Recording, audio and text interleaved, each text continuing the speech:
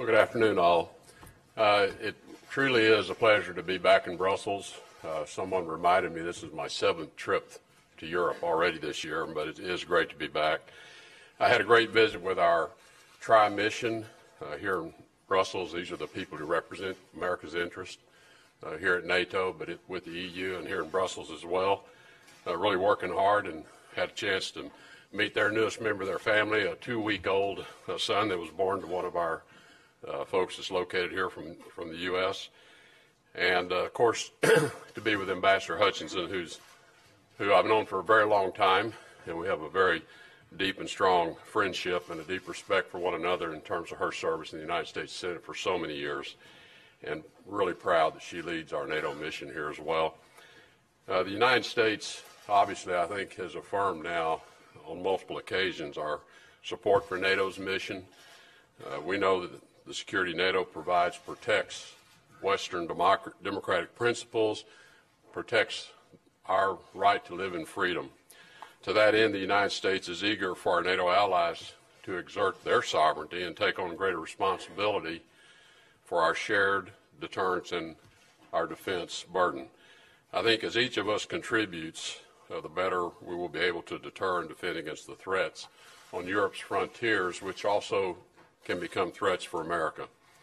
We do commend the many countries that have made additional commitments and greater contributions. This year, Romania joined the United States, Greece, Estonia, the United Kingdom, and Poland as 6 allies that spend at least 2% of their GDP on defense. And 2 more allies, Latvia and Lithuania, will join that club in 2018. We expect 26 allies will increase their defense spending budgets this year, and 5 more NATO allies have put plans in place to achieve the 2% objective by 2024. Increased spending, however, is not enough. It's really about increasing capabilities, and we spent a lot of time in the sessions here at NATO over the last day and a half talking about that. You know, it's interesting, since NATO was formed, the single largest cause of loss of lives within NATO from threats has been terrorism. And I think President Trump, as all of you well know, has made it clear that stopping terrorism must be a growing focus of attention for NATO, and we had just completed a session on the subject. Yesterday we discussed how to further leverage the action plan to strengthen the Allies' resilience against terrorist attacks, and in particular to build upon NATO's already longstanding commitments in Iraq and Afghanistan, increase their cooperation as the President has announced his new South Asia strategy. We appreciate NATO members' commitments to the United States' effort to defeat ISIS globally, as well as our other counterterrorism efforts. The original mission of NATO obviously is still relevant. We've been clear with Russia that we cannot return to business as usual in the NATO-Russia relations as long as Russia continues its illegal occupation of Ukraine, and Russia's continued use of hybrid warfare seeks to undermine Western institutions, and this stands as a significant obstacle to normalizing our relations as well. Russia's aggression in Ukraine remains the biggest threat to European security and demands continued transatlantic unity in confronting that threat.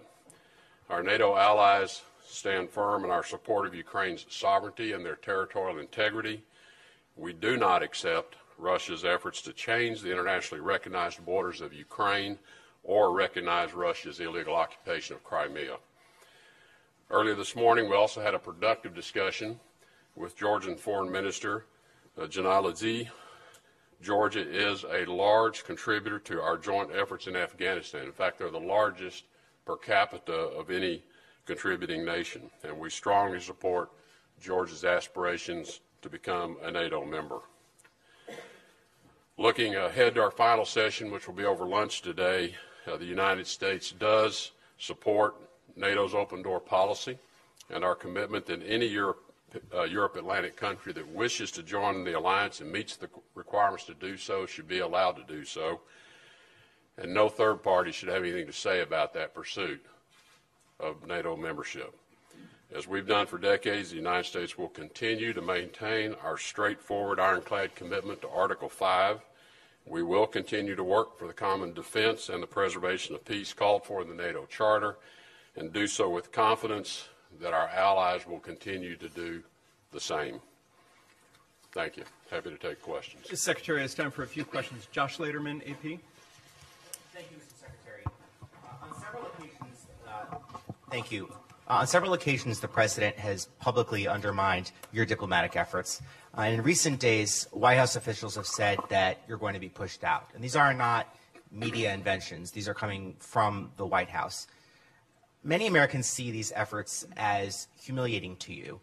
You've had an illustrious career. Why do you put up with it? Why don't you quit? You know, this is a narrative that keeps coming up about every 6 weeks. And I would say y'all need to get some new sources because your story keeps being wrong. Terry Schultz from Deutsche Welle, right there in the middle. Hi, over here. Yesterday, the German foreign minister arrived at the meeting saying that there was an increasing divide between the U.S. and Europe, that Europe needs to take more of its responsibility, which is not just the funding question, and that the transatlanticism was suffering. So I'm interested particularly in whether you heard that in your meetings with allies. You had a meeting with them on Iran yesterday, and did they express as strongly as we hear them differences with the administration on Iran policy? Well, I heard Foreign Minister Gabriel's statement, and Sigmar and I have become quite close. I think I've probably met with him as many times and had as many telephone conversations as any of my counterparts. And look, Germany's going through a very difficult political process right now. Sigmar's part of that. And I don't want to say anything that's going to suggest any leanings one way or another. In terms of the support that we've received in our talks around our approach to Iran and in our Quad meeting yesterday, it was a very productive meeting. We share a common view of the threat that Iran poses in terms of its destabilizing activities in the Middle East region, most particularly in Yemen and in Syria, its support for terrorist organizations like Hezbollah, its export of lethal weapons, including rockets and missiles, and that we're all very concerned about how to address that issue. And that was the discussions that we held in our Quad meeting yesterday. It was very productive discussions. Dave Clark from AFP. Thank you very much. Much of the world is holding its breath as President Trump declares Jerusalem the capital of Israel. Major European allies are saying it's wrong-headed, and Middle Eastern partners, and even some in your own department, are warning of potential violence and unrest.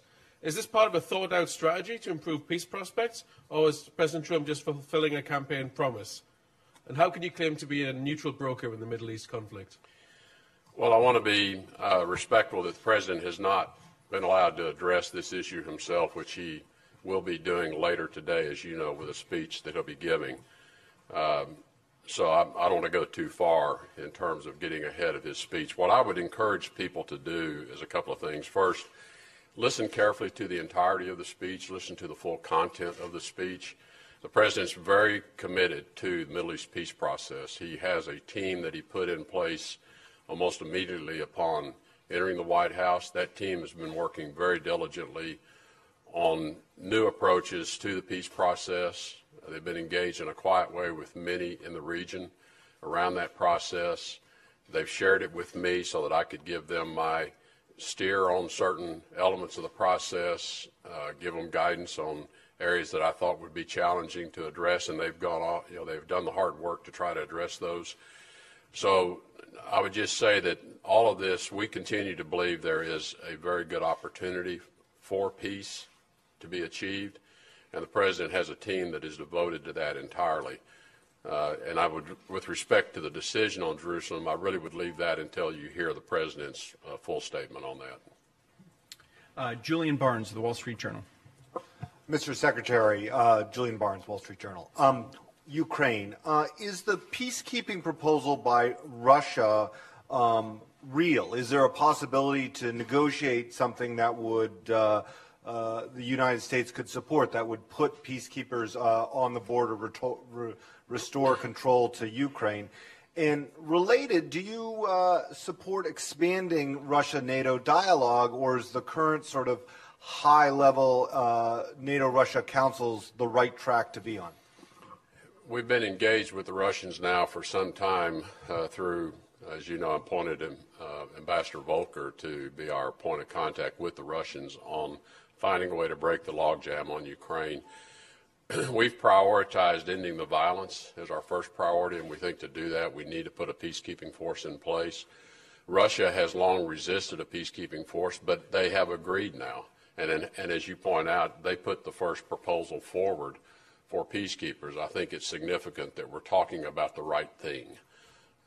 We have a significant difference between the mandate that a peacekeeping force would be given and the scope of their mandate, and that's what we continue in conversations with the Russians as to the peacekeeping force. We hope we can close those gaps. We think it's vitally important to stop the violence in East Ukraine. People are still dying every day from that violence, and that's our objective, is to stop the killing, stop the violence, and then we still have a lot of work to do to address all elements of the Minsk Accord, and including the government in Kiev has significant work to do as well. But this is a process that's ongoing, and the peacekeeping and stopping the violence was our first and foremost objective. With respect to dialogue with Russia, we had a lot of discussion during this NATO meeting, and in particular around dinner last night, over what is the proper engagement with Russia. And I think there is broad consensus among all the NATO members that there is no normalization of dialogue with Russia today. What dialogue occurs, whether it be through periodic meetings of the NATO-Russia Council, and I say periodic because we are not going to return to regularized calendar meetings. If there is a reason to meet, if there is a dialogue with a result expected, then we should meet. And we support dialogue to produce results. But having dialogue just to be talking and trying to regularize or renormalize this relationship cannot be undertaken until some of these actions that I've addressed, in particular Ukraine, hybrid warfare, until Russia begins to address those actions which we find not just unacceptable but intolerable. So I think we do support dialogue when there is a purpose, when there's a substance, when there's a result that we're attempting to achieve. Carol Morello, Washington Post. Mr. Secretary, you've often said that you start every meeting every day asking about the safety of diplomats abroad. It's been more than a year now since your diplomats started coming under attack in Cuba, and you have still not put forward publicly a single piece of evidence. Yet you've taken some pretty drastic steps in response that have seriously damaged the Cuban economy and reputation, and Havana has complained that you won't share even basic information that they need to investigate. So are you still convinced that these were attacks, and will you tell us what you know about what happened to them? We are convinced these were targeted attacks. We have shared some information with the Cubans, and there are two restrictions I've placed on sharing information. One is respect for the privacy of individuals and their medical conditions. And the second is not to provide whoever was orchestrating these attacks with information that's useful to how effective they were.